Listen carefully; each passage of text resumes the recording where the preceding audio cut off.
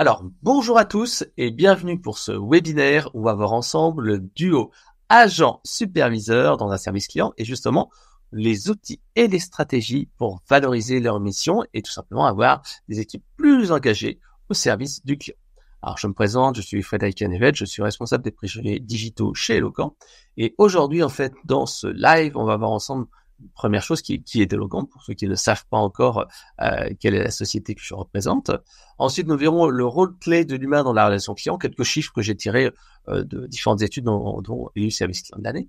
Nous verrons ensuite qu'il faut des bons outils pour bien faire matcher le duo agent et superviseur. On verra après tout ce qui est le management et le relationnel qui doit être créé entre le superviseur et ses agents. Et enfin, nous aurons tout ce qui est bonne pratique de management. Et pour cela, en fait, j'ai fait appel à 3 consultants qui travaillent de temps en temps avec Eloquent et qui vous donneront leurs meilleures pratiques sur le management du duo agent-superviseur et comment vraiment créer une équipe soudée faite tout simplement pour satisfaire les clients. Alors, quelques mots sur Eloquent. Donc, Eloquent est un éditeur de solutions, de centres de contact et d'enquête de satisfaction. Donc, notre objectif est très simple. C'est d'aider les entreprises à gérer, orchestrer, mesurer et analyser les conversations de leurs clients, donc vos conversations, grâce à une plateforme d'expérience client qui utilise bien sûr le cloud et qui est en 100% cloud, CaaS, Contact Center as a Service. Donc, on gère à peu près un demi-milliard d'interactions clients à l'année et on envoie à peu près 150 millions d'enquêtes de satisfaction à l'année. Donc, si jamais vous devez refaire votre passeport, votre carte d'identité avec la NTS, vous utilisez sans le savoir la solution Eloquent en échangeant avec les conseillers au téléphone ou par mail, par exemple. Si vous avez un colis qui a été livré par Geodis, donc Maison du Monde et d'autres entreprises, et ben en fait, vous avez aussi Eloquent qui fait l'intermédiaire entre vous et les différents centres de contact. Voilà. Donc, on a plus de 320 clients en France, également Bouygues Télécom, Orange, SFR, etc., etc. Voilà. On est certifié aussi ISO 27001 et 27701 pour garantir la protection des données. Alors, comme je le disais, Eloquent dispose d'une plateforme cloud d'expérience client. Alors, cette plateforme cloud d'expérience client permet en fait de gérer bout en bout les parcours clients. Alors, au centre, on a bien sûr un orchestrateur omnicanal qui permet donc de gérer les conversations voix et digitales. Donc, voix, c'est le téléphone, mais c'est également le digital, c'est tout ce qui est SMS, tout ce qui est email. Donc, on gère les emails dedans. On va gérer aussi l'envoi de SMS, on va gérer toutes les interactions, que ce soit par exemple chat, ou bien sûr du callbot, du chatbot, du SVI en langage naturel, du SVI visuel. On va tout simplement aussi faire du pilotage de performance avec tout ce qui est wallboard et justement c'est ce qu'on va en parler juste après. Et de l'autre côté, on peut intégrer des modules de voix du client et voix du collaborateur, c'est ce qu'on verra tout à l'heure, enquête NPS ou INPS si on s'adresse au collaborateur. Et on va bien sûr analyser les parcours clients avec l'intelligence artificielle et on va après pouvoir publier des avis. Donc voilà, donc la solution Eloquent, c'est une plateforme globale où on prend l'intégralité des modules, ce qui permet de gérer à la fois les échanges et les interactions, mais également tout ce qui est feedback. Soit en fait, on va uniquement prendre quelques modules, par exemple uniquement la voix du client et du collaborateur, par exemple uniquement le centre de contact, par exemple uniquement la partie bot, etc. Voilà.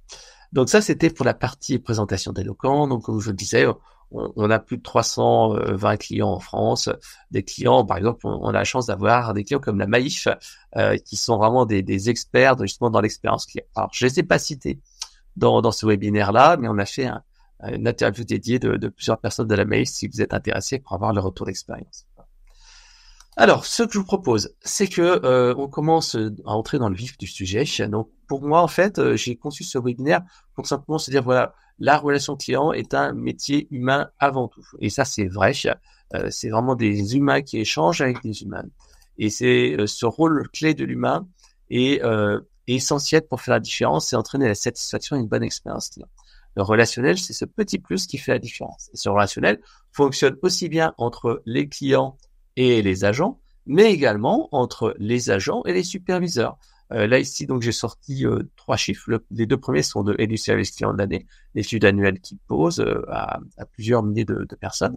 Et ça, ces chiffres-là sont vraiment significatifs. Ils disent bien que la relation client influe sur l'image de l'entreprise dans 93% des cas. Donc, si on a une mauvaise image de l'entreprise, forcément, ça va pas aller.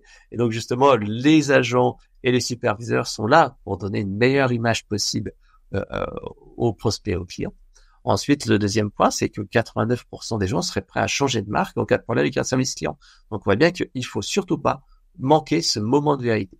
Et dernier point que j'ai voulu citer, c'est montrer que souvent, en fait, une personne ne quitte pas une entreprise parce qu'elle est mal payée, parce que le job ne le fait pas, mais souvent, c'est à cause de son manager. Donc, le management est clé pour réduire le churn au centre de contact, mais également motiver les équipes à aller plus loin et être plus engagées. Et c'est ça ce qu'on verra dans la dernière partie du webinaire.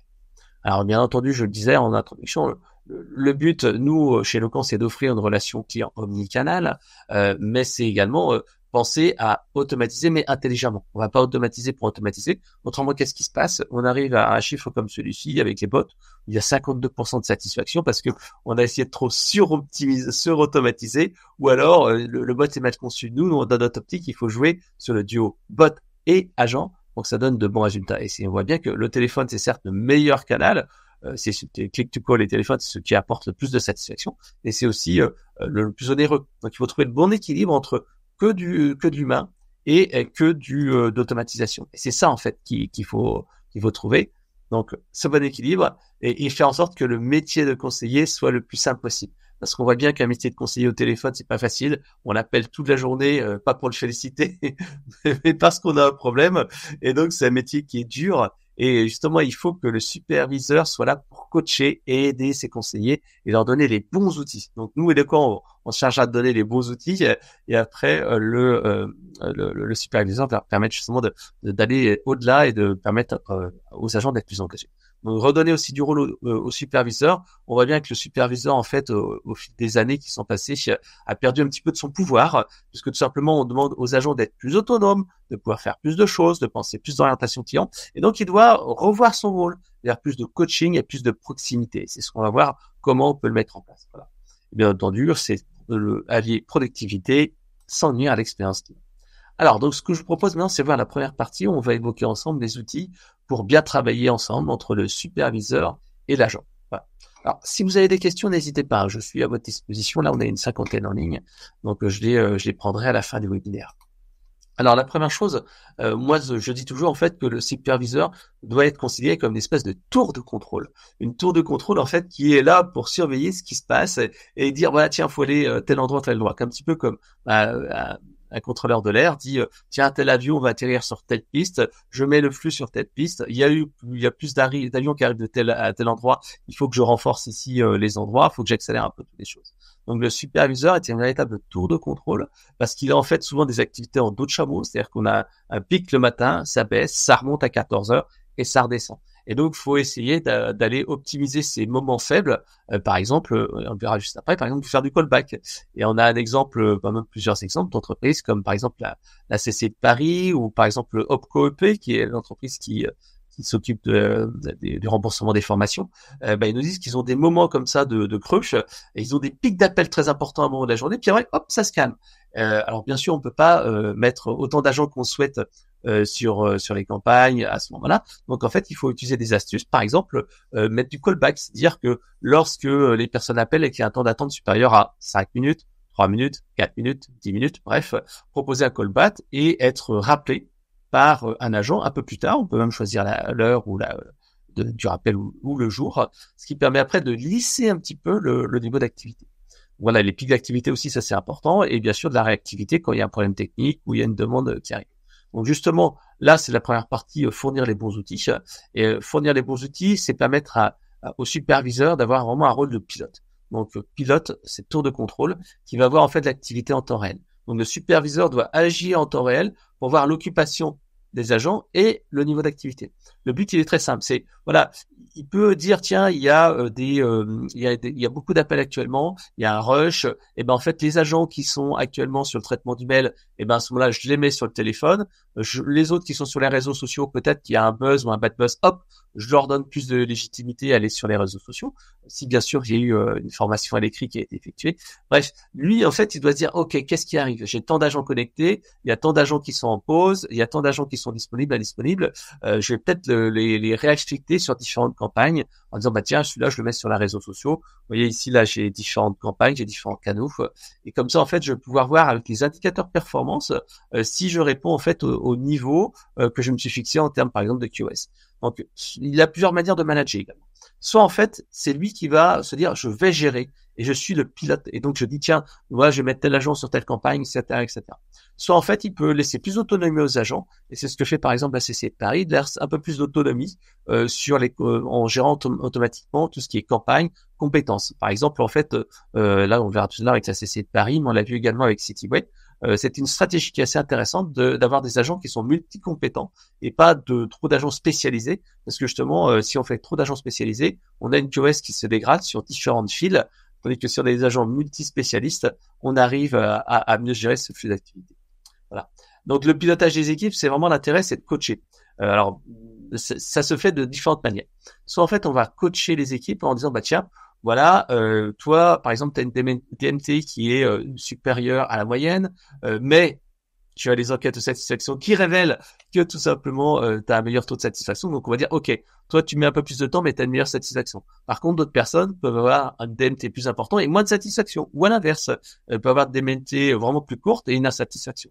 Donc, le but, en fait, c'est de mêler à la fois les indicateurs de production, les appels, le nombre d'appels traités dans la journée, la DMT, etc., etc., avec la satisfaction client. Ça peut également aussi servir de coaching et de motivation. Et souvent, en fait, il y a nos clients qui disent, OK, moi, mon objectif, c'est que tous les emails traités soient traités dans les SLA qui sont indiqués. Souvent, on dit que c'est une journée maximum pour traiter des emails entrants. Voilà. Donc en fait, ici, il peut voir, voilà, voici mes appels du jour, voici mes emails du jour. Et ici, par exemple, le nombre d'appels. Ici, les emails en attente. Je vois que j'en ai plus beaucoup ici, donc on voit que j'ai 29 emails qui sont en attente. Donc on peut travailler comme ça sur des challenges avec ces équipes. On va dire, tiens, voilà, aujourd'hui, on va essayer de travailler sur une inbox 0 à la fin de la journée par rapport aux messages qui ont été reçus aujourd'hui. Bref, voilà. Donc en fait, ça permet aux superviseurs d'aller coacher ces équipes. Un autre point, c'est bien sûr travailler en duo. Je vous ai dit, ce qui est important, c'est que l'agent se sente soutenu par son superviseur. Et le but, en fait, c'est de travailler en duo et pas seulement manager. C'est se dire, voilà, je vais aider, coacher mes collaborateurs. Donc, il y a plusieurs moyens de le faire. Il y a bien sûr, dans les outils, pouvoir chuchoter. Par exemple, je suis au téléphone et pour l'instant, il y a quelqu'un qui me chuchote à l'oreille. « Eh, tiens, tu devrais lui dire ci, tu devrais dire ça. » Ça peut être d'écoute discrète, c'est-à-dire que l'agent, il est en conversation. Mais à ce moment-là, en fait, le superviseur est en train d'écouter pour savoir un petit peu s'il n'y a pas des soucis particuliers. On va faire la conférence à 3. J'ai un problème technique, je demande à mon superviseur de m'aider. Ça peut être une demande d'aide. Je suis bloqué sur un sujet. Ah là, je lève la main virtuellement et je vais demander en fait à mon superviseur de m'aider. Ça peut être également des notifications. Et ces notifications servent aussi, bien sûr, à demander de l'aide, mais et à coacher. Par exemple, tiens, voilà, il y a une baisse d'activité. Vous pouvez prendre une pause si vous voulez, il faut qu'il y ait 4-5 agents connectés. Ou alors, tout simplement, ça peut être des messages un petit peu de service.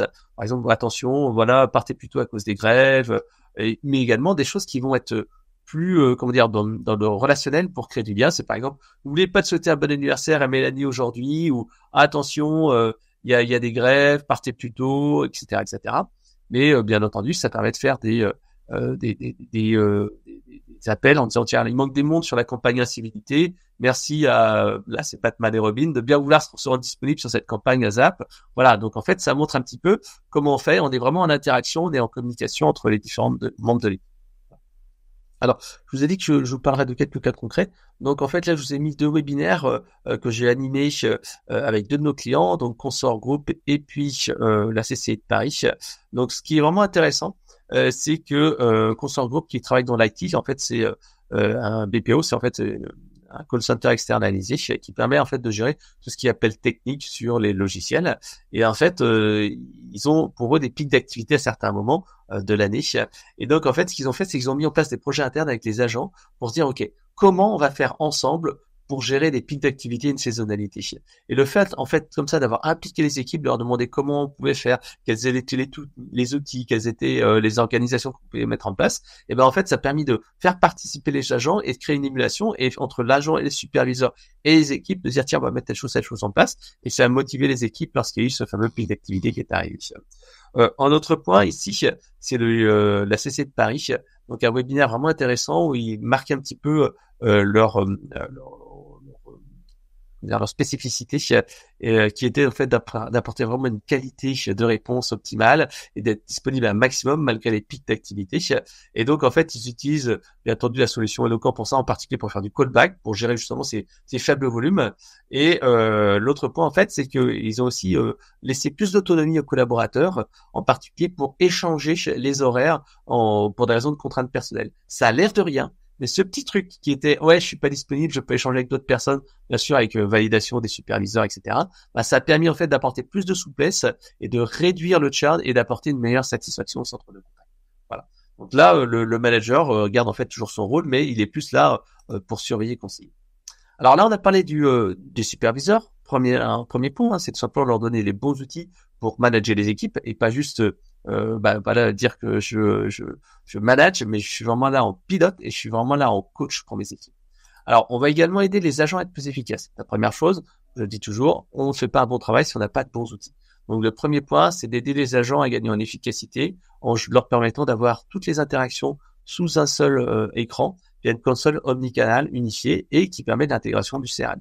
L'intégration CRM, on a aussi un retour d'expérience de la CCI de Paris, mais on l'a également chez Opcop et d'autres entreprises, où tout simplement l'intégration à la solution de CRM permet de gagner énormément de temps et simplifier les choses. Donc soit en fait on choisit d'avoir un bandeau qui est totalement externe, là ici vous avez le cas avec un bandeau où on peut gérer le mail, le téléphone, etc., etc.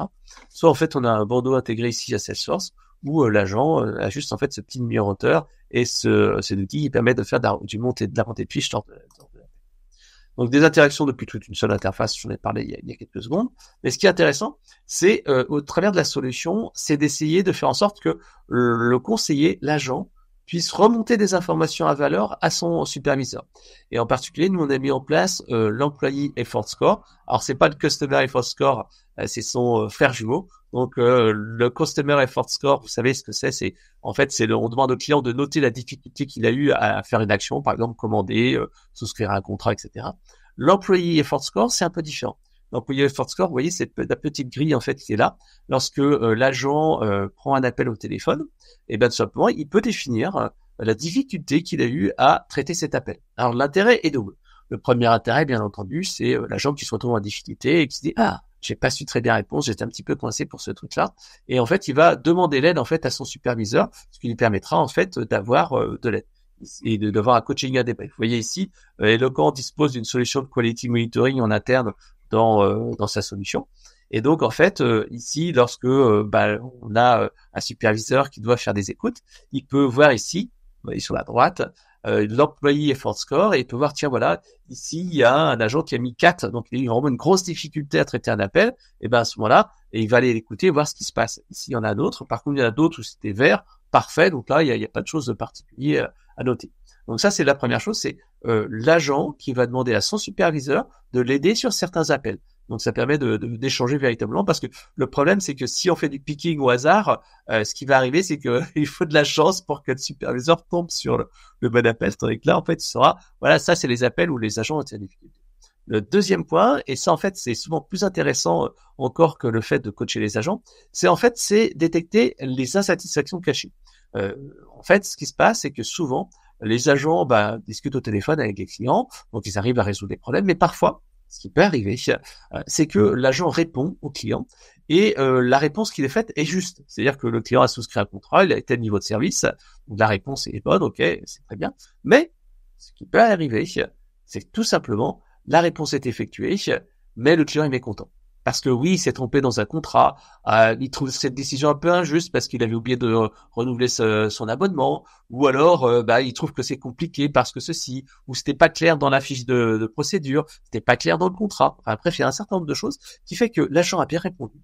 Il a été droit dans ses bottes, il a répondu correctement, mais le client est insatisfait parce que c'est des problèmes de procédure, de process, de compréhension.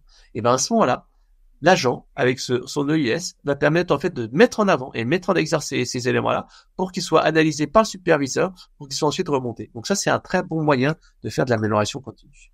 Et justement, en fait, c'est le cas qu'on a vu avec Groupe France Mutuelle, où en fait, ils utilisent le quality monitoring pour faire de l'amélioration continue. Dans un premier temps, ce qu'ils ont fait, c'est qu'ils ont travaillé sur la forme. Et ça, c'était vraiment un travail entre le superviseur et les agents sur la forme. Est-ce que je me suis présenté? Est-ce que j'ai bien fait une demande ouverte? Est-ce que j'ai fait ceci, etc. Donc, on est vraiment sur cette partie forme et qualité. Est-ce que j'ai mis la musique d'attente lorsque là, j'ai mis la personne en attente? Est-ce que j'ai prévenu que j'allais faire une conférence à trois? Enfin, un certain nombre comme ça sur la forme.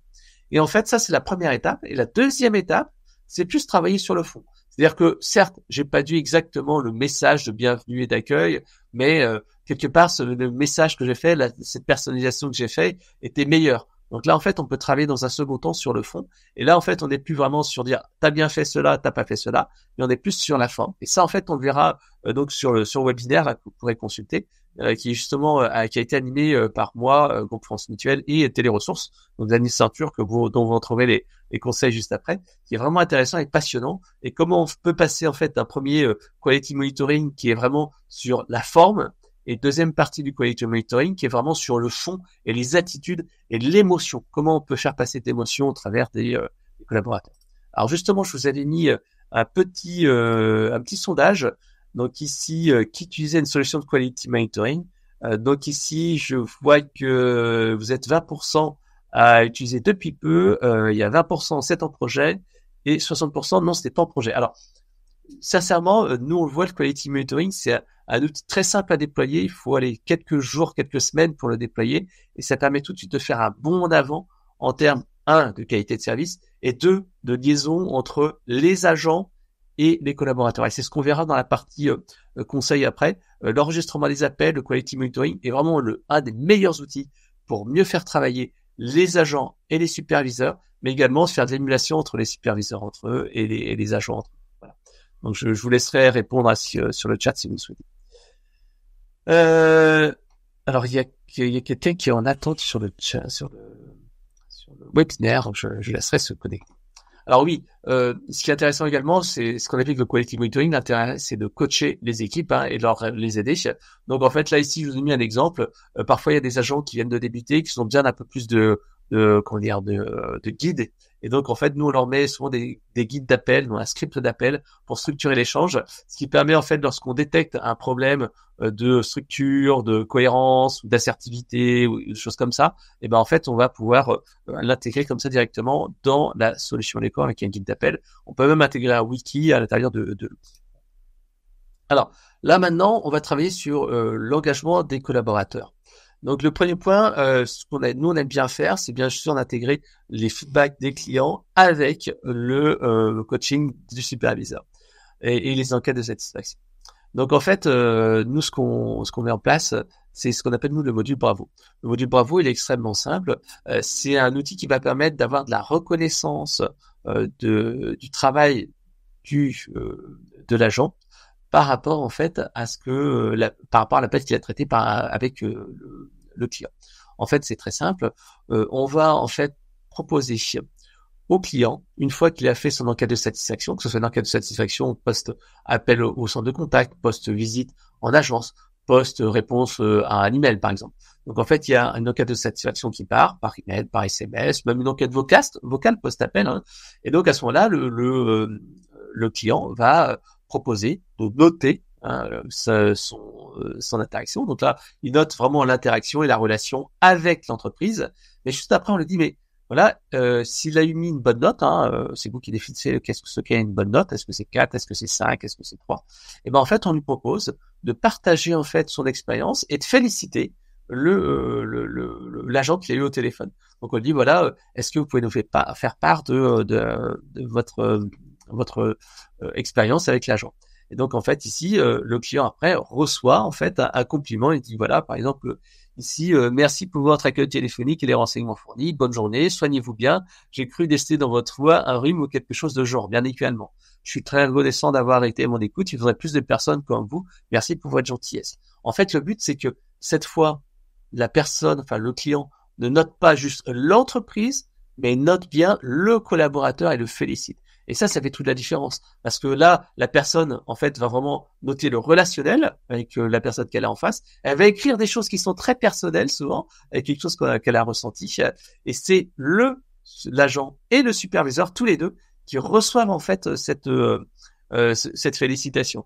Et c'est vrai que à la MNT, où on l'a mis en place, 51% des adhérents éligibles au module Bravo ont envoyé un compliment. Donc, une personne sur deux félicite la personne qui est en face et 100% des agents ont reçu au moins un bravo. Donc, vous avez ici le webinaire où on détaille tout ce process. Ce qui est intéressant, c'est qu'après, le superviseur, lui, peut utiliser ce module Bravo pour aller coacher ses équipes. Et il y a bien sûr un petit aspect gamification parce que vous pouvez avoir un top agent. Ici, vous avez par exemple ici Nadège ou Nicolas qui est numéro 1, numéro 2 et c'est vrai qu'ils disent ah tiens moi je suis passé numéro 1 cette année. Enfin utiliser un petit peu cet aspect pas compétition justement mais un petit peu je suis le premier et ce qui est intéressant avec l'évolution dans le temps, les bonnes pratiques félicitées. Bref, c'est un véritable outil de management et c'est vrai qu'à la MNT c'est quelque chose qui a vraiment fait la différence, qui a l'air de rien, mais qui est vraiment intéressant pour les conseillers et les superviseurs. Par exemple, il y a des clients qui dit j'aime beaucoup l'idée de laisser la parole aux adhérents. Ici, un superviseur qui dit c'est une excellente initiative pour nos conseillers. C'est un métier qui n'est pas facile. Ça me montre l'utilité du travail. Voilà, les conseillers, c'est destiné personnellement, c'est encourageant et gratifiant. Voilà. Ce qui est bien sûr essentiel, c'est de dire ok, voilà, il y a ces avis-là. Et est-ce que ça sert de manière concrète pour le management et la relation entre le superviseur et l'agent? Eh bien oui, tout simplement en fait, lorsqu'on demande aux agents quel est leur ressenti, eh ben en fait ils disent dans 69% des cas quasiment que les bravos leur donnent sentiment d'être utile. Le bravo est une source de motivation et en fait dans quasiment une fois sur deux, donc 54%, le conseiller utilise ces bravos pour échanger avec le superviseur. Tiens, regarde, j'ai fait telle chose. Ah, t'as vu, j'ai fait... Donc là, en fait, on voit bien que c'est une preuve externe qui vient montrer l'orientation client. Et par rapport, en fait, aux managers, là, encore une fois, c'est un moyen supplémentaire pour eux d'aller débriefer avec leurs équipes, puisque dans quasiment 90% des cas, le module Bravo leur sert, en fait, à valoriser les collaborateurs et une source de motivation. Et quasiment dans 80% des cas, ils exploitent les modules Bravo pour leurs interactions. Donc ça, c'était la partie encouragement, félicitations. Ce qui est essentiel également, c'est d'écouter les collaborateurs. Alors, écouter les collaborateurs, on l'a vu et on le verra juste après avec le quality monitoring, c'est faire des débriefs, discuter ensemble à propos des enregistrements, mais c'est également écouter les collaborateurs tout au long du cycle de vie dans l'entreprise. C'est-à-dire que lorsqu'on arrive dans l'entreprise, il faut se dire, ben voilà, c'est un moment important. Les personnes viennent d'arriver, elles n'ont pas forcément des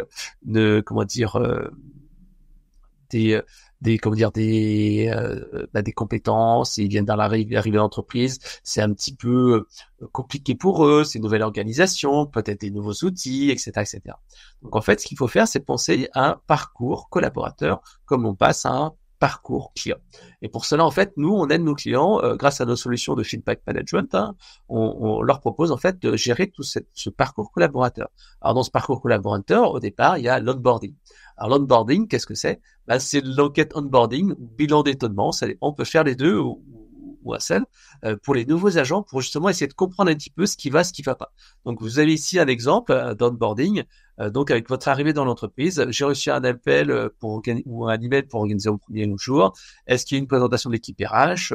Est-ce que mon dossier administratif s'est bien passé ou pas, etc. Donc il y a un certain nombre de questions. Après, bien sûr, il y a le coaching. Là, l'intérêt, c'est, grâce à la solution de centre de contact, c'est faire des conférences à trois. C'est-à-dire qu'il y a le superviseur, il y a le nouvel arrivant, et il y a un agent qui est plutôt senior, qui est là, et ils font des écoutes et ils voient un petit peu comment ça se passe. Donc, c'est après reprendre des enregistrements. Donc, avec le quality monitoring, je récupère des enregistrements que je sélectionne et que je vais pouvoir tout simplement écouter. Tiens, regarde, cet enregistrement est sympa, vu ce qu'il a dit, etc., etc. Bien entendu, on propose des supports de formation et des learning. Et chez Eloquent, on peut même intégrer une petite page wiki où l'agent va pouvoir retrouver des ressources, va pouvoir trouver des informations, des scripts, des documentations, etc., etc. Pour gagner en efficacité, tout centraliser ça dans un seul outil. Donc une fois qu'on a cet onboarding, il faut pas oublier aussi la vie du quotidien, puisqu'en fait le quotidien c'est ce qui a souvent le plus d'importance, puisqu'en fait c'est au quotidien qu'on commence parfois à perdre motivation, qu'on voit des choses qui vont pas, etc. Donc c'est important d'aller mesurer l'engagement des collaborateurs et voir un petit peu si ça va dans certains services, s'il y a un problème avec un manager et son équipe, est-ce qu'au contraire il y a d'autres équipes qui sont beaucoup plus proactives. Et là en fait vous avez ici un exemple d'enquête Pulse pour mesurer le pouls en fait et la motivation des collaborateurs. Vous voyez, c'est un petit truc graphique. Voilà, alors dis-nous simplement comment tu te sens dans ton travail en ce moment. Mal, très mal, bien, très bien, avec des petits trucs graphiques comme ça, ils cliquent dessus. hop, et en fait, la satisfaction est affichée, et il peut mettre des petits commentaires en disant, tiens, ça se passe pas bien avec mon manager, actuellement, on a des problèmes sur les équipes, il y a des problèmes d'outils, etc., etc. Donc, tout cela, en fait, permet de travailler beaucoup plus efficacement. À la fin, bien sûr, quand une personne quitte l'entreprise, ça arrive et c'est normal, il y a l'offboarding. L'offboarding, en fait, pour les salariés démissionnaires, pour identifier les raisons du départ. Est-ce que c'est du management? Est-ce que c'est des conditions de travail? Etc., etc. Donc là, vous avez une petite vidéo très intéressante qu'on avait filmée il y a quelques temps de cela avec Ikira, qui explique justement cette partie onboarding et l'importance d'avoir justement ce parcours collaborateur. Et là, en fait, on a des questions qui est pourquoi vous nous quittez? Quelle est votre expérience à propos de telle entreprise? Est-ce que c'était bien, pas suffisante, etc. Est-ce que vous recommanderez l'entreprise? Quelle est votre expérience en collaborateur? Tout cela, en fait, permet de détecter les problèmes. Nous, on l'a vu, chez certains de nos clients, parfois, c'est des managers qui sont compliqués et qui doivent être coachés, justement, pour dire, voilà, non, mais tu es passé d'agent, tu as été promu superviseur, mais il te manque encore la petite couche de management et de coaching qui est importante pour toi. Donc là, c'est vraiment essentiel pour l'entreprise. Alors, on arrive quasiment dans le dernier quart d'heure, et dans ce dernier quart d'heure, là, on va parler en fait de bonnes pratiques de management avec donc le duo agent et superviseur. Pour cela, en fait, j'ai fait appel à 3 consultants qui sont vraiment spécialisés dans le centre de contact, qui font régulièrement des formations et qui font vraiment du coaching sur les équipes, afin de vous aider en fait à trouver des bonnes pratiques. Voilà. Donc, n'hésitez pas, si vous avez des questions, à les mettre dans le chat, j'y répondrai juste à la fin. Alors, donc dans ces bonnes pratiques. Alors, pour commencer, j'ai mis le classique qui devrait être fait partout dans toutes les entreprises, tous les centres de contact, c'est l'entretien bilatéral superviseur-agent. Simplement, je t'ai dit, on peut pas demander aux agents et aux conseillers d'être orientés clients et d'écouter les clients si eux-mêmes ce ne sont pas écoutés. Donc en fait, l'objectif c'est de proposer un moment d'échange. Donc on fait une réunion avec 5 à 10 personnes, par exemple tous les 15 jours, avec une partie des équipes pour échanger sur des dossiers complexes, des dossiers en interne, des choses qui étaient faites, voilà, les bonnes pratiques, ça, des best failures, c'est-à-dire que il y avait un dossier qui s'est mal passé et finalement le dossier est venu génial et le client est super content. Ou alors des débriefs sur des nouveaux produits qui étaient lancés. Voilà, le chef d'équipe montre en fait qu'il s'intéresse au travail que fait les agents et il montre de la considération, il fait de l'écoute, il félicite quand ça se passe bien. On n'est pas que là pour taper, au contraire, on est là pour dire ouais tiens ça s'est bien passé, regardez comment on a fait bidule, ça c'était une bonne manière de gérer le dossier. Voilà. Un autre point là, donc j'ai fait appel donc à Anne Rabineau qui est la fondatrice d'Effi CRM, donc un cabinet de consulting dans la relation client. Voilà, donc en fait elle nous a donné quelques bons conseils. Alors le premier en fait, elle nous a dit que on reconnaît un bon manager au fait que son équipe tourne même s'il doit s'absenter ou s'il est malade, etc.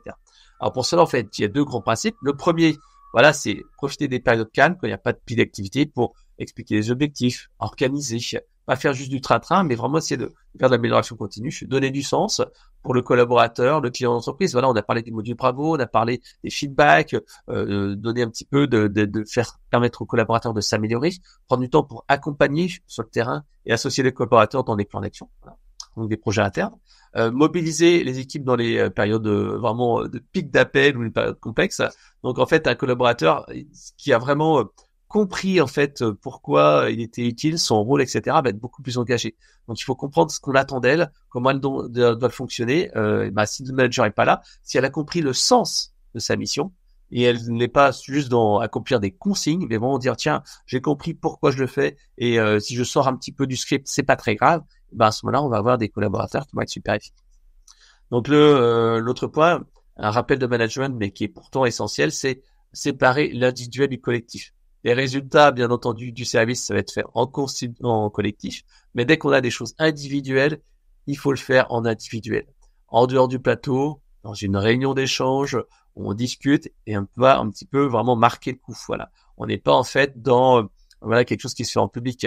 Il ne faut surtout pas adresser des reproches en public. Il faut le faire en privé. C'est comme en fait lorsqu'on manage une équipe, on ne va jamais critiquer une personne devant son plateau, on va jamais critiquer une personne avec d'autres managers à la pause café ou n'importe quoi. Ça se garde vraiment en privé, voilà, parce que ça donne un aspect désastreux. Donc le moment one-to-one doit être un moment d'échange, de valorisation et de remobilisation. Si le collaborateur ressort d'une réunion en étant démoralisé, on aura tout perdu. Donc, débriefer toujours les points forts en premier, ensuite les axes de progrès. Ça, c'est essentiel. Parce qu'il faut pas dire, t'as pas bien fait ci, ça, mais se dire tiens, t'as fait ci, t'as fait ça. Voilà. Et définir des objectifs SMART, c'est vrai qu'un plan d'accompagnement, bah, si on se dit tiens, tu dises 80%, que vous t'atteignez 90% de vous à la question, est-ce que j'ai bien compris votre besoin? Ce qui est pourtant quelque chose d'essentiel, hein, la compréhension du besoin et l'écoute. Bah ok, dans 2 mois, qu'est-ce que tu vas faire? Alors comment on va mettre ça en place? Le moyen, on va peut-être faire un binôme, on va travailler ensemble sur une technique de questionnement, on va vérifier si tu écoutes bien, si tu réponds pas trop rapidement aux personnes. Voilà. Donc en fait, il faut préavis sur le point d'amélioration et l'idéal, c'est que ça vienne du collaborateur. Dire, mais qu'est-ce que tu proposes? Et là, en fait, c'est pas le superviseur qui va imposer des choses, mais on va vraiment être sur un travail d'équipe.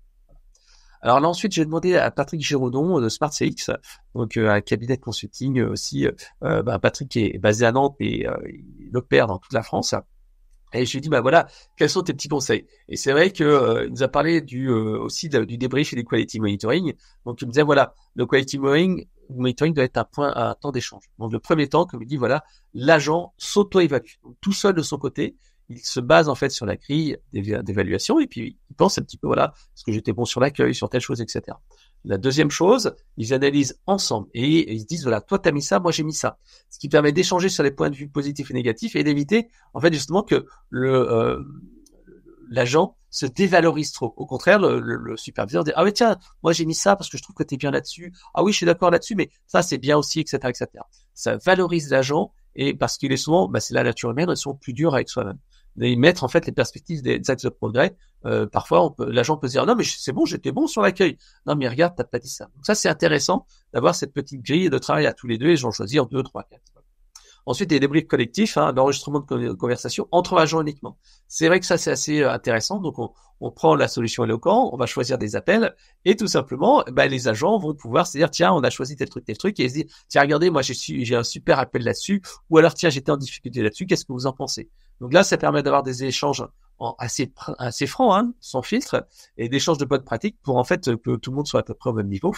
Et bien sûr, le superviseur reste toujours là. Il reste toujours sur un petit peu la forme parce qu'il faut pas que les gens se critiquent entre eux, mais pas sur le fond. Lui, il est juste en fait en recul. C'est les agents eux-mêmes qui gèrent ça. Et une fois par trimestre, une fois par tous les 6 mois, une fois par trimestre, c'est quelque chose qui est vraiment intéressant à mettre en place.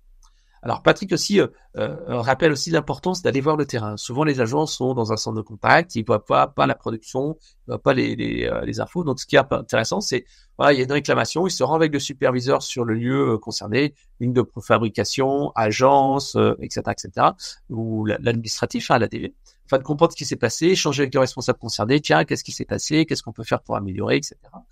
Ça permet non seulement aux agents de mieux connaître leurs interlocuteurs, connaître les contraintes éventuellement, pouvoir une meilleure compréhension de pourquoi il y a de l'attente, pourquoi il y a des soucis particuliers, et ça permet d'avoir une cohérence entre tout le monde, entre les équipes de la production et les équipes du service client. Et ça permet de mieux comprendre les choses. Donc voilà. Ce qui recommande Patrice, c'est bien sûr des instances planifiées sur toute l'année, bien sûr, avec un cadencement. Et même s'il y a rien à dire, quand même aller se rencontrer parce qu'il y a toujours des petites choses. Donc 1h30 d'échange, voilà. Et Patrick nous dit qu'il a mis en place chez Sodebo avec le Gemba, qui est le vrai mieux en japonais. C'est vrai que les Japonais sont très très forts, que ce soit le Kaizen ou d'autres pratiques en fait de qualité. Alors Patrice rappelle aussi également qu'il est intéressant de mettre en place des ateliers collaboratifs de félicitation des prises d'appel, donc de réflexion sur l'identification des personnes. Il donne l'exemple du disque. C'est vrai que la couleur est importante. Par exemple, moi je sais que je suis rouge et que je parle beaucoup je coupe un peu la parole et quand je suis client, je sais que j'aime faire patient, j'aime pas qu'on tourne autour du pot. Donc en fait là, l'agent doit s'adapter. Et à l'inverse, si je suis un agent que je suis rouge, je dois apprendre à parler en fait et à laisser parler les autres. Donc c'est vrai que c'est intéressant d'avoir un petit wiki ou un kit d'appel qui explique un petit peu comment le faire, avec un travail sur les filtres qui permettent de classer la personne et de pouvoir en fait gérer les personnalités selon les couleurs. Voilà, ça c'est des choses qui sont intéressantes. Alors maintenant, on va passer à Daniel Centure de Téléressources. Donc c'est notre dernier consultant qui nous donnait ses conseils pratiques pour améliorer le duo agent superviseur au centre de contact. Donc lui, Daniel, est beaucoup sur la formation des agents et l'aspect positif et boostant. C'est vrai que pour lui, la notion de plaisir de prendre des appels, de plaisir de répondre aux clients est essentielle. Et donc en fait, cet entretien, comme il le dit, doit prendre 80% de points négatifs et 20% de points d'amélioration. L'agent ensuite doit repartir avec peu d'axes d'amélioration, quitte à prioriser, pas tout lui dire, mais lui dire, tiens, en priorité, tu vas faire ça, ça et ça. Parce que c'est vrai que si on arrive avec une liste à l'après-vert, l'agent, il sait pas qu'est-ce qu'il doit faire. Il faut te dire, tiens, va par telle étape, telle chose, et voilà. Ce que dit Daniel est très juste. C'est vrai qu'en France, on a beaucoup tendance à parler des choses qui ne vont pas, alors qu'en fait, il faut positiver.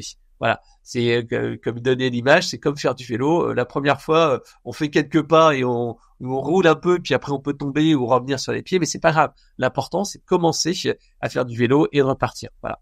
Donc le positif, c'est d'apprendre à s'améliorer. Daniel insiste aussi sur les mots. Ne pas dire, par exemple, pourquoi tu n'as pas dit ça, pourquoi t'as pas fait ça, mais d'être dans le positif et dans l'amélioration continue en disant mais comment tu peux faire pour optimiser telle chose la prochaine fois. Les questions comment comme ça permettent tout simplement d'impliquer la personne, de la faire réfléchir et sont responsabilisantes. Donc le but du coaching, bien sûr, c'est faire prendre conscience et rendre plus autonome.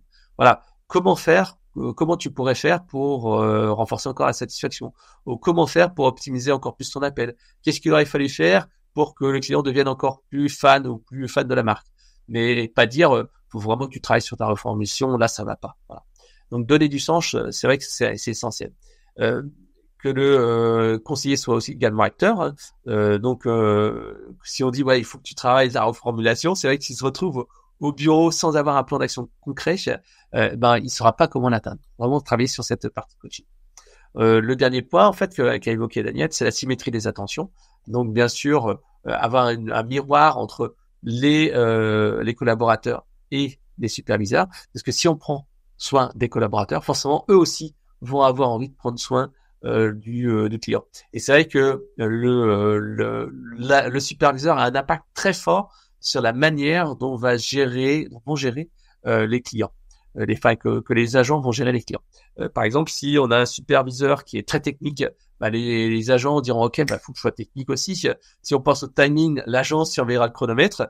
C'est vrai que Daniel nous donnait des anecdotes de superviseurs qui disaient bon allez, on n'a plus beaucoup de temps pour faire le coaching, là dépêche-toi, il faut qu'on fasse vite, etc. J'ai pas le temps de faire ça, on a plein de choses à faire dans la journée. Et après, il entendait de la part des agents de l'équipe du superviseur, c'est ah mais attendez madame, j'ai d'autres appels à prendre, vous savez, j'ai 1 minute 30 pour faire traiter chaque appel, etc. Donc on a vraiment un impact très important entre le management et ce qui arrive après au niveau des collaborateurs. Donc le vocabulaire émotionnel, c'est vrai que Daniel parle souvent de dire voilà, il faut dire échange, partage, accompagnement, plaisir, j'ai le plaisir de vous avoir au téléphone. Voilà. Et se dire voilà, je vais pas subir des appels, mais y prendre plaisir. Alors, je vous ai mis un dernier exemple, mais là, on est quasiment arrivé au bout de notre webinaire. C'était tout simplement le fait d'impliquer les collaborateurs au quotidien.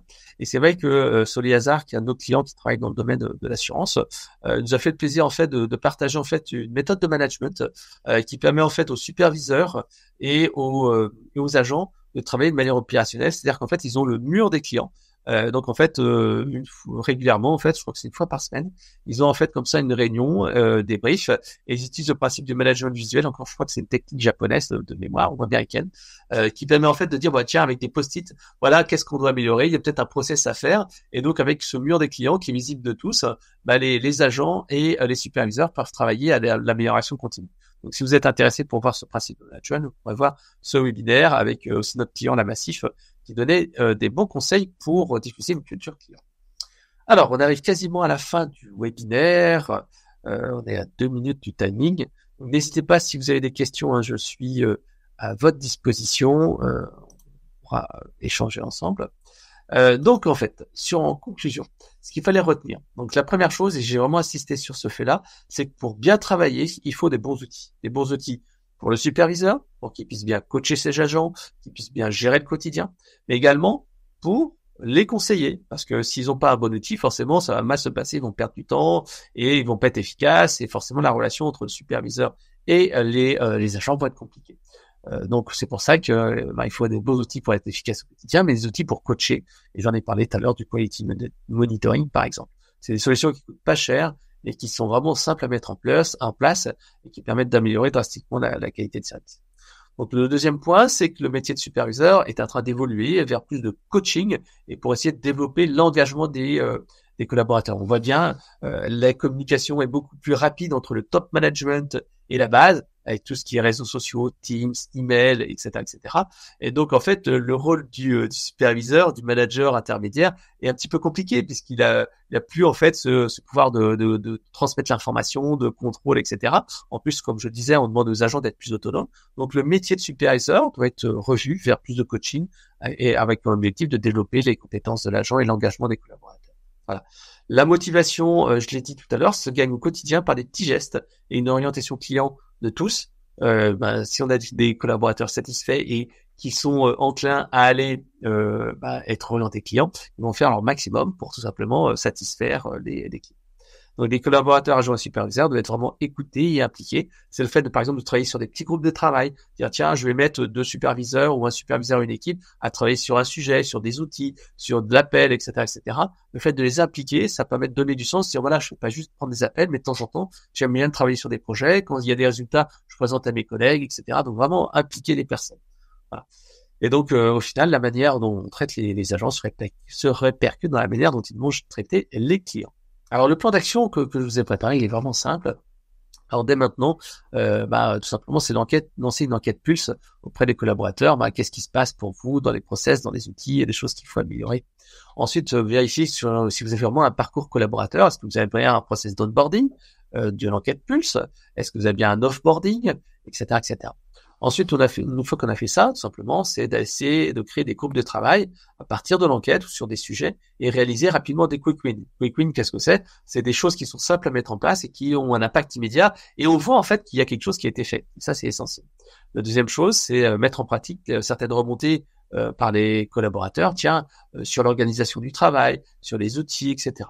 Donc, mettre en place des challenges pour récompenser les comportements positifs. Là, encore une fois, le module Bravo, les enquêtes de satisfaction sont un excellent moyen de montrer l'exemple. Encore une fois, le rôle du superviseur est de coacher et le but, en fait, va être d'indiquer ce qu'il faut faire, la vision, la mission, et pas suivre une procédure. Donc, en fait, c'est comme ça qu'on arrivera à dire, OK, quand il y a un souci, je gagne en autonomie et je vais pas demander à mon superviseur tout le temps de l'aide et je suis capable de traiter un certain nombre de choses.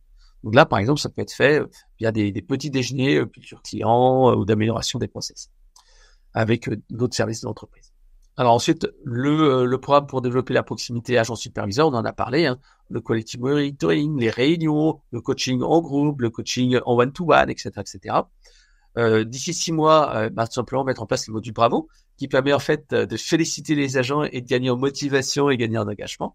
Moderniser les outils. Alors, on l'a vu il y a quelques minutes, gérer l'omnicanal pour aider les agents à être plus efficaces, le pilotage en mode tour de contrôle pour les superviseurs, mais également l'intégration d'IA, par exemple, pour faire du résumé d'appels automatique, pour faire gagner du temps aux agents et les centrer en fait sur cette partie de production.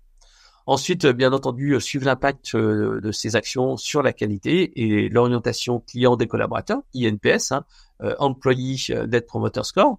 Donc, qu'est-ce qui recommande l'entreprise, mais également la satisfaction client. Est-ce que ce que j'ai mis a permis de satisfaire les clients, de générer plus de business, de réduire le churn? Parce qu'en fait, si on met des actions en place et qu'il n'y a pas d'impact business derrière, on va dire non mais t'es bien gentil avec toutes tes actions, etc.